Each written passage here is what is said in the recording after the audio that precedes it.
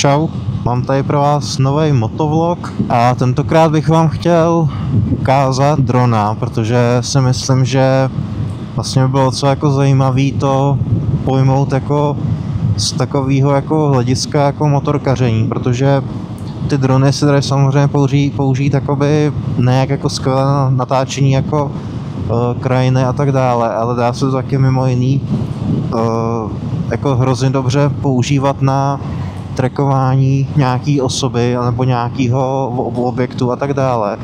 Je to fakt jako v tomhle tom hrozně jako rozmanitý a já jsem přemýšlel, jestli tohle vlastně vůbec jako natáčet, protože vlastně, že jo, dron a motorka to moc jako k sobě dohromady nejde.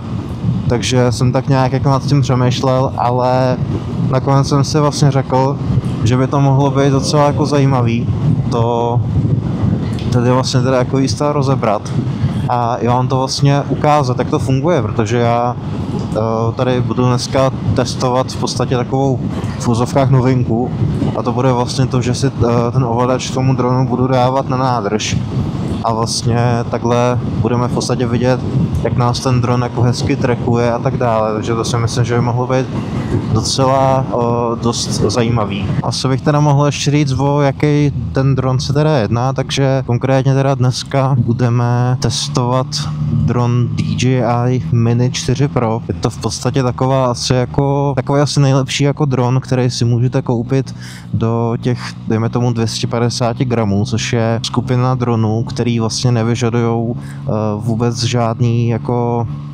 registrace a žádný ani pilotní zkoušky, co se vlastně týče ještě, pokud do toho samozřejmě zahrneme to nejdůležitější, a to je kvalita obrazu samozřejmě u toho dronu, tak to DJI jako ta Mini 4 Pro podle mě jako nemá moc jako konkurenci. V podstatě jako DJI jako takový je podle mě takový jako etalon prostě těch dronů. Samozřejmě existují u nějaké jako úplně jiné firmy a tak dále, ale já jsem vlastně už od začátku měl v hlavě a v hledáčku pouze jenom DJI, takže já jsem se ani na žádný jako jiný značky nekoukal. Jsem teda zvědavý, jak mě to tady bude trackovat, protože ten dron samozřejmě taky nedovede jako lítat stejně rychle jako jeden motorka. Myslím si, že to zvládne do nějakých takových těch třeba nevím, 40 km, takže mě jako zvládne jako trackovat, ale samozřejmě to si musíme tady dneska všechno vyzkoušet, totiž jakmile mě ten dron jako přestane stíhat, tak on se jako pověsí za mě a já vlastně co chci, tak aby mě ten dron jako natáčel z boku, takže musím jet tak nějak jako přiměřenou rychlostí. Samozřejmě nemám žádný jako uzavřený úsek silnice, budu normálně jako jezdit v provozu. Takže jde vlastně o to, že já vám to rovnou ukážu asi, jak mi drží ten ovladač, protože ten ovladač má tadyhle vlastně zezadu tyhle takové jakoby šroubky a k tomu se dá potom vlastně přišroubovávat jako různý příslušenství. A vlastně já jsem někde viděl na YouTube, že právě týpek si do tohohle z toho jakoby dal totiž klasický jakoby rozměr toho závětu, co se dává například na nějaký stativy a tak dále. A viděl jsem, že vlastně on si pořídil takovou přísavku na nádrž právě s tím závitem. Takže vlastně ideálně bychom potom na té motorce mohli jet a mít toho drona vlastně tady takhle. Jo, takže je vlastně dobrý, že ten ovladač nemusíte někam teda dávat. Já mám Flymore Combo, ve kterém jsou vlastně ještě navíc další TS2 baterky, plus teda, jelikož to je to lepší kombo, tak se tam vlastně nachází právě i ten lepší RC2 ovladač, takže s ním to je teda o dost lepší. Jelikož vlastně DJI jako má totiž dva ty ovladače, jeden je takovej, do kterého ještě dáváte navíc telefon a pak je právě ten, což je vlastně DJI RC2, takže a ten má právě už takhle tu obrazovku, se kterou je to lepší, že nemusím ještě vytahovat tady zvlášť telefon. Dneska je můj hlavní goal to, aby jsme teda vyzkoušeli hlavně teda ten tracking té motorky. Tak teda jak ten dron vypadá, no. Já ho teda zkusím trošku dát takhle sem, tak teda vypadá, no. Takový maličkej. Vidíte, on se vlastně nám i bude jako vyhejbat všim. No a takhle ze zpradu, aby člověk to chtěl vzít, tak ani nemůže. Jestli mě teda přes něho teda slyšíte. Jinak teda, co se týče vlastně jak je to jakoby ten dron jako hlasitej, tak vlastně ono, jakmile s tím vyletíte fakt jako někam vejš. Třeba už ten dron je jako sotva slyšet, že vlastně už teďka ho neslyším, vidím ho teda, mám ho tam na dohled, ale jako úplně v pohodě. Jinak teda co se potom týče nějakého vlastně větru a tak dále, ale opravdu myslím si, že by musel fakt jako vychřit se, jako, aby to prostě ten dron nezvládl, on to opravdu jako dává docela dobře na to, jak je prťavý a malinký, takže fakt se s ním člověk jako hezky užije, hezky se s ním prostě vyhrajete a tak dále. Těch 120 metrů vejška úplně bohatě stačí a jinak ve vzduchu teda ten dron zvládne být maximálně nějakých zhruba 20 až 25 minut, něco takového prostě počítejte. Každopádně teda, co bych rozhodně teda doporučil, pokud byste do tohohle z toho Mini 4 Pro jako šli, že bych rozhodně si teda bejt váma, tak bych si vzal nějaký to Flymore kombo, protože v tomhle v kombíčku jakoby bez těch dalších baterek dvou, tak si myslím, že je to dost takový na hovno, protože, jak říkám, jo, než člověk najde ten správný záběr, jo, než opravdu si to jako krásně vychytáte, tak si myslím, že jako už ta baterka je pak dávno jako pryč. Jo. Co se týče nabíjení těch baterek, ale trvá to docela dlouho, než se teda nabijou, to upřímně jako já musím říct, že opravdu bych vám to nedoporučoval nabíjet to na poslední chvíli, takže to je něco, jako co bych si rozhodně teda zapamatoval.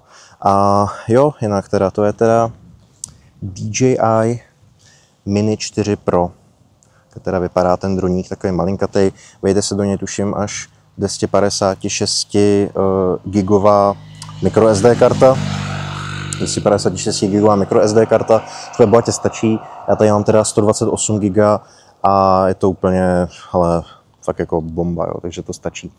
Každopádně teda já teďka zkusím se teda nějak oblíknout, dát se na sebe teda věci a zkusíme teda ten Active Track, zkusíme teda, jestli mě ten dron dokáže nějakým způsobem sledovat. Doufám, že to fakt jako nespadne z toho, jo, ale teda zapínám teda natáčení a zkusíme teda, jak to bude fungovat, no. Nejsem teda z toho úplně moc nadšenej, protože samozřejmě je to takový hodně punkový. Já si teda ještě navíc schovám rukavice, abych to mohl když tak všechno v pohodě ovládat.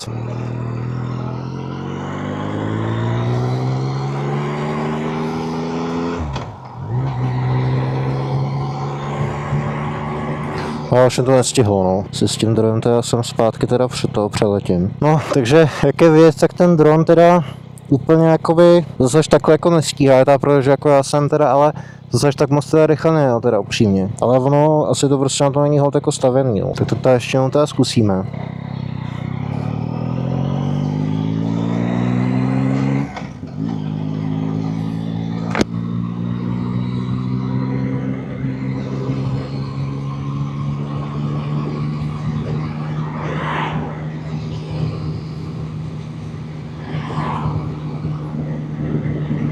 Ale stíhá mě to.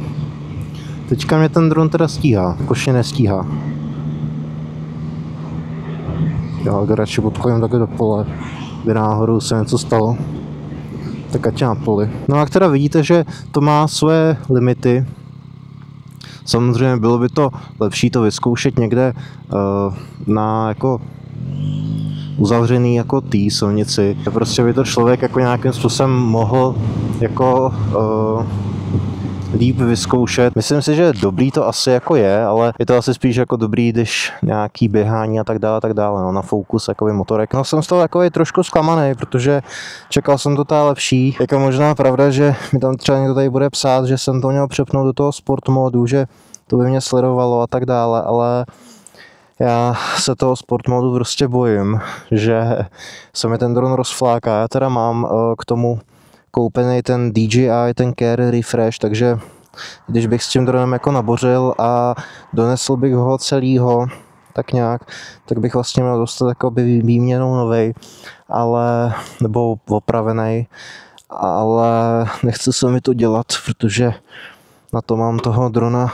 a celkově techniku až moc rád, takže to tomu dělat úplně nechci. Ale nějak jako co se týče toho dronu jako takovýho, tak já jsem mu tady teďka trošku jako, ne že pohejtil, no, ale trošku jsem byl jako z něho zklamaný.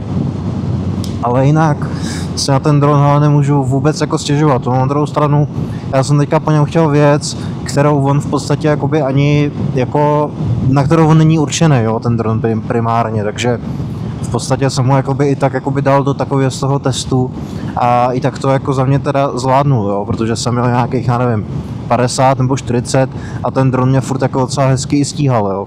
Ale říkám, jako já bych jel klidně i pomalejc, ale protože jsem měl prostě okolo sebe provoz, tak jsem ho musel jít jako rychlejc a tomu dronu jsem prostě musel potom jako ujet, jo. Každopádně, hele, jinak ten dron jako takovej, jo. Ten dron, jak se teda viděli, tak dovede jako sledovat právě takhle, ať už je to objekty, že dovede jako oblítávat různě, jo, dovede i právě takhle jako i sledovat, dovede vlastně vás mít i jako point of interest, jo, to znamená, že vlastně vás bude ten dron jako různě oblítávat. Vy tomu dronu dokonce můžete v takovém malikatém diagramu, tak vlastně vy v tom diagramu můžete tomu dronu ukázat vlastně přesně, jakou trasou on vás má oblítávat, jo.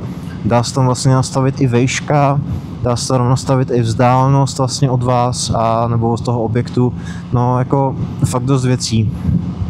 A opravdu je ten dron jako úplně skvělý, jo. Má jako okolo sebe 360 kamery, což vlastně znamená, že ten dron se dokáže vyhejbat objektům. Nevím, jak moc je to dobrý například na elektrické vedení, jelikož ty kamery jsou samozřejmě jenom jakoby, že ten dron bere na základě obrazu, nejsou tam vlastně radary, jako je například na tom Mavicu 4. Jinak ta výdrž té baterie, se k tomu vrátím, záleží hodně na tom, jak s tím dronem vlastně rychle letíte, jak moc je vlastně silný vítr. Kvalita obrazu krásná, umí to točit do logu, takže se s tím opravdu můžete pak i s těma záběrama pohrát. Umí to i slow motiony, tuším, se nepletu.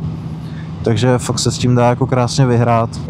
Myslím si, že ten dron se hlavně jako uplatní na to, pokud svoje jako videa rádi jakoby prokládáte nějakýma jako cinematic záběrama a například i záběrama krajiny, nebo může to být samozřejmě, jak jsem dneska i ukazoval, na to, abyste se natočili na té motorce, můžete vlastně okolo vás tak nějak jako obkroužit, jo, a tak dále. Fakt se s tím dá jako hezky vyhrát, opravdu s tím dronem podle mě neexistují špatný záběry, protože jakmile je něco natočení ze vzduchu, tak to vždycky vypadá pěkně, jo. Fakt hele, se mi nestalo celou dobu, že bych natočil něco, co by bylo z drona a vypadalo by to jako na prd. Děkuji vám teda za sledování tohohle z toho vlogu a my se zase uvidíme nějakého dalšího.